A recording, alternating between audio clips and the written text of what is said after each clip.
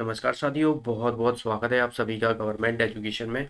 दोस्तों, जिन लोगों का 22 तारीख को यानी कल जिसका एग्ज़ाम है, तो उनके लिए यहाँ पर मैं कंप्यूटर से संबंधित प्रश्न लेके आया हूँ। आसान से प्रश्न हैं और आपने बहुत सारी पढ़ाई की हुई है अभी तक, तो आपको कोई दिक्कत टेंशन लेने की बिल्कुल ज़रूरत नहीं है। आप रिलैक्स होके देखिए, आज के ये क्वेश्चन लगा लीजिए। आपको बढ़िया आराम से सो जाना है। सुबह जितनी भी आपका एग्ज़ाम है, आराम से रिलैक्स होके देना है। देखिए, आप जितना हाइपर होगे, जितना सोचोगे, उतनी ज़्यादा आपको जो है घबराहट होगी और आते हुए भी क्वेश्चन जो है वो गलत हो सकते हैं। तो रिलैक्स होके जाइएगा बिल्कुल। ओके, तो चलिए हम सीधा सीधा क्वेश्चन की तरफ बढ़ते हैं। पहला क्वेश्चन है यहाँ पर कि परस्पर संबंधित रिकॉर्ड के समूह को क्या कहते हैं? Utility file, spreadsheet, data sheet या डाटाबेस। देखिए, परस्पर संबंध मतलब एक दूसरे से जुड़े हुए पूरे रिकॉर्ड को हम क्या कहेंगे? पूरे रिकॉर्ड को जो है वो डाटाबेस कहते हैं। इसका आंसर हो जाएगा हमारा डी ऑप्शन। याद रखना है डाटाबेस। स्प्रेडशीट जो है वो एक एमएस एक्सेल का पार्ट होती है, जिसमें हम जो है बात की जाए तो कॉलम होगी, रो होगी, जिसको मिला के जो है वो सेल बनाते हैं और सेल कहते हैं उसको, जिसके माध्यम से जो है हम रिकॉर्ड तैयार करते हैं। और डाटाबेस पूरा एक रिकॉर्ड जो होता है सभी को मिला के उसे डाटाबेस कहते हैं। रिकॉर्डों का समूह एक तरीके से डाटाबेस कहलाता है। केवल रिकॉर्ड कहा जाए तो स्प्रेडशीट भी एक तरीके का रिकॉर्ड होगा। तो इसका आंसर हो जाएगा डी ऑप्शन। अगला क्वेश्चन है यहाँ पर, कौन सा भाभा परमाणु अनुसंधान केंद्र द्वारा विकसित सुपर कंप्यूटर परियोजना था? परम पदम, फ्लोसा, सॉल्वर, मार्क्स या चिप्स या अनुपम। तो इसका आंसर हो जाएगा हमारा डी ऑप्शन, अनुपम। अनुपम जो सुपर कंप्यूटर था, दरअसल जो है वो भाभा परमाणु अनुसंधान द्वारा बनवाया गया था। और आपको पता हो तो इसका हेडक्वार्टर जो है वो कहाँ पर है? मुंबई में है। ओके, अगले क्वेश्चन की तरफ बढ़ते हैं। इसका आंसर हो जाएगा हमारा डी ऑप्शन। नेक्स्ट है यहाँ पर, किस प्रोग्रामिंग लैंग्वेज को ट्रांसलेटर की जरूरत नहीं होती है? मशीन लैंग्वेज, सी, बेसिक या हाई लेवल लैंग्वेज। तो आपको पता हो कि जितने भी कंप्यूटर होते हैं वो कौन सी भाषा समझते हैं? मशीन लैंग्वेज समझते हैं। ओके, मशीन भाषा को जो है वो समझते हैं, जिससे उसे आसानी होती है ट्रांसलेट करने में। जैसे कि बात की जाए, मशीन लैंग्वेज जो है वो इसे ट्रांसलेट करने की ज़रूरत नहीं, जबकि सी होगी, बेसिक होगी, हाई लेवल लैंग्वेज होगी, तो इनके लिए ट्रांसलेटर की ज़रूरत होती है। और ट्रांसलेटर आपको दो तरह के देखने को मिलते हैं, एक हो गया हमारा इंटरप्रेट और एक हो गया कंपाइलर। तो ये दो तरह के जो है वो हमें ट्रांसलेटर की ज़रूरत पड़ती है। तो मशीन लैंग्वेज ऑलरेडी जो है वो कंप्यूटर समझता है। अगले क्वेश्चन की तरफ बढ़ते हैं। नेक्स्ट है यहाँ पर, यूनिक्स नामक ऑपरेटिंग सिस्टम प्रणाली विशेष रूप से किस हेतु प्रयोग में लाई जाती है? जो यूनिक्स है, आपको पता हो, यूनिक्स जो कि एक ऑपरेटिंग सिस्टम है, ओएस है। तो laptop computer, desktop computer, super computer या वेब सर्वर। तो जो मोस्टली जो यूनिक्स ऑपरेटिंग सिस्टम का यूज करते हैं वो वेब सर्वर के लिए यूज किया जाता है। ओके, वेब सर्वर के लिए यूज करते हैं। इसका आंसर हो जाएगा हमारा डी ऑप्शन। अगला क्वेश्चन है यहाँ पर, सारे कंप्यूटर में लागू होती है? कोबोल भाषा, फोर्ट्रन भाषा, मशीन भाषा या बेसिक भाषा। तो मैंने आपको बताया कि जितने भी कंप्यूटर होते हैं उन सभी को जो है वो मशीन भाषा ट्रीट करते हैं। तो इसका आंसर हो जाएगा हमारा सी ऑप्शन, जो कि मशीन भाषा जो है इसका आंसर हो जाएगा। अगला क्वेश्चन है यहाँ पर, कंप्यूटर भाषा कोबोल किसके लिए उपयोग में लाती है? ग्राफिक कार्य, व्यावसायिक कार्यों, वैज्ञानिक कार्यों या इनमें से कोई नहीं। तो कोबोल जो कि एक भाषा है, लैंग्वेज है, और बात की जाती है व्यवसायिक कार्यों के लिए हम जो है इसका यूज करते हैं। तो व्यवसायिक कार्यों के संबंध में जो है इसका यूज किया जाता है कंप्यूटर भाषा को बोलकर। अगला क्वेश्चन है यहाँ पर कि इलेक्ट्रॉनिक्स कंपोनेंट वाले थिन प्लेट और या बोर्ड को कहते हैं? तो इलेक्ट्रॉनिक्स आपने देखा होगा जो थिन प्लेटें होती हैं। ऑप्शन है यहाँ पर हार्ड डिस्क, रोम, रैम या सर्किट बोर्ड। तो इसका आंसर हो जाएगा हमारा D option, circuit board. Circuit board दरअसल जो है ये थिन प्लेट होती है, जो कि बहुत सारे आपने देखे होंगे छोटी छोटी चिप्स लगी रहती हैं। तो वो क्या है, एक सर्किट बोर्ड ही होता है। जैसे कि आपका एक मदरबोर्ड हो गया, मदरबोर्ड में आपने देखा होगा बहुत सारी चिप्स लगी रहती है, तो उसे एक सर्किट बोर्ड सब बोल सकते हैं। ठीक है, तो यहाँ पर इसका आंसर हो जाएगा डी ऑप्शन। हार्ड डिस्क हमारी क्या होती है? ये मेमोरी स्टोरेज होती है, मेमोरी स्टोरेज होती है। इसकी आपको फुल फॉर्म में याद रखना है, रीड ओनली मेमोरी। और रैम की याद रखना है, रैंडम एक्सेस मेमोरी। तो इन सब की फुल फॉर्म भी आपसे पूछ ली जाती हैं, तो इनको भी याद रखना है। अगला क्वेश्चन है यहाँ पर, डिस्क को पढ़ने के लिए प्रयोग में लाने वाला हार्डवेयर होता है? CPU, floppy disk, disk driver या बात की जाए हार्डवेयर। तो आपने देखा होगा जो डिस्क होती है, या हम बात करें जैसे कि सीडी होगी, कॉम्पैक्ट डिस्क हम बोलते हैं, कॉम्पैक्ट डिस्क बोलते हैं। डीवीडी हो गई, जो आपने देखा होगा कुछ इस तरीके से रहती थी, बीच में एक छेद था। ठीक है। तो इनको जो है वो रीड करने के लिए हमें जो है वो डिस्क ड्राइवर की ज़रूरत पड़ती है। तो अब तो इसकी ज़रूरत नहीं है। आपने देखा होगा पहले जो डीवीडी जो सीडी आती थी उसमें लगा देते थे, मूवीज चलाते थे।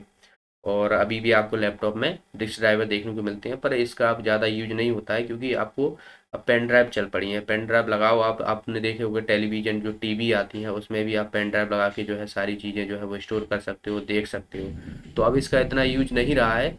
तो इसका जो सीडी रहती है, डिस्क रहती है, उसको जो है वो हम डिस्क ड्राइवर से रीड करते हैं, पढ़ने में मदद करते हैं। तो इसका आंसर हो जाएगा हमारा सी ऑप्शन।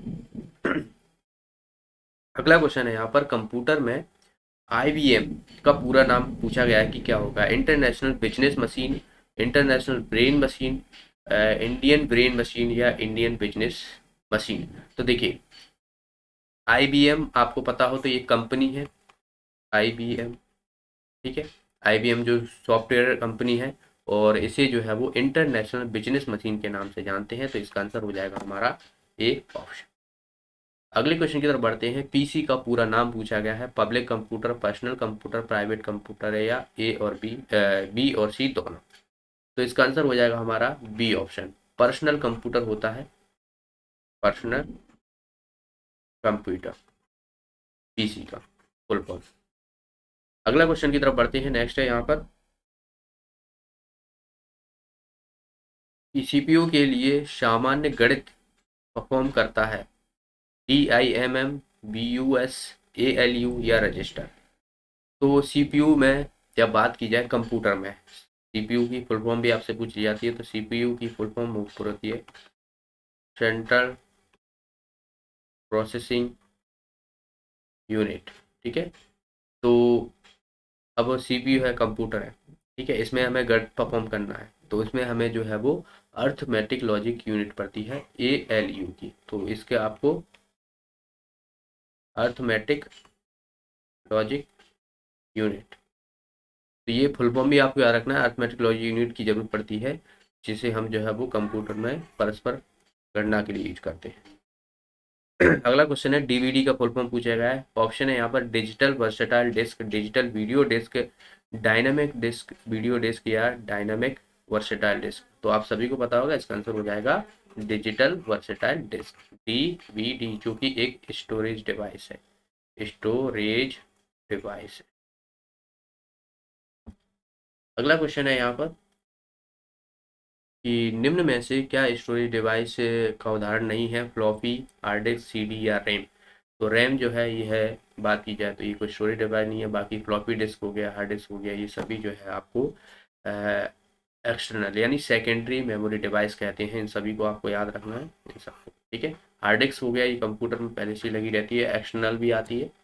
अगले क्वेश्चन की तरफ बढ़ते हैं। नेक्स्ट है यहाँ पर, कंप्यूटर की प्रमुख मेमोरी को क्या कहा जाता है। प्राइमरी मेमोरी, आंतरिक मेमोरी, प्राथमिक मेमोरी, या यह सभी।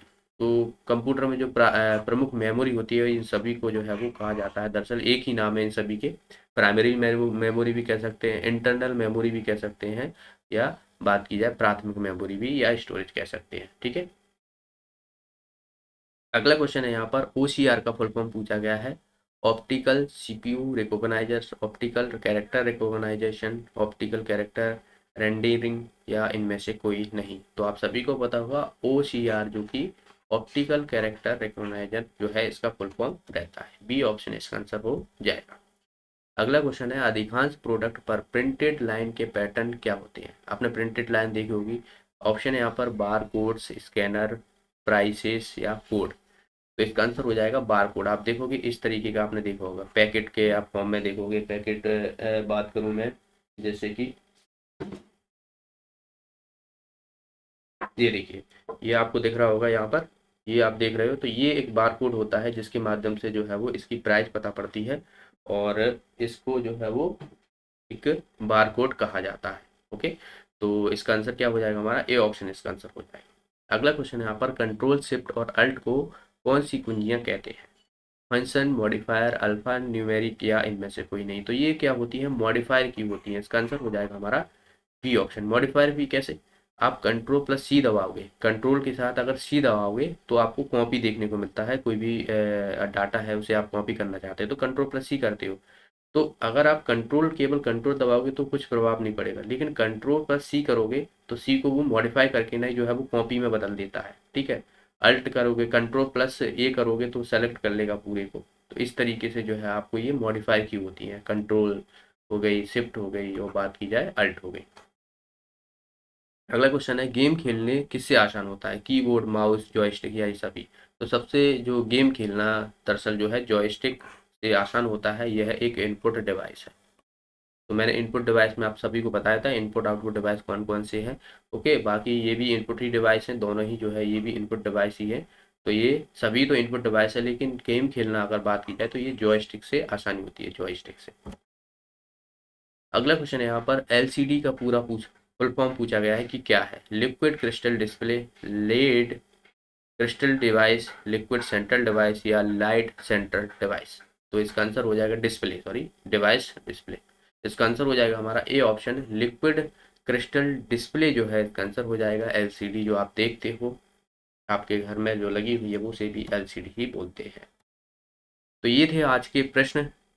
मिलते हैं अगले वीडियो में। देखिए आपको रिलैक्स होके जाना है, और जिन लोगों का एग्ज़ाम मान लो हो चुका है और उन्हें लगता है कि नहीं हुआ है, जिनका छूट गया है एक दो नंबरों से, तो कोई बात नहीं है, आपको अभी दिसंबर में भी एग्ज़ाम देखने को मिलेंगे। ठीक है, दिसंबर में इसका एग्ज़ाम होना है फिर से।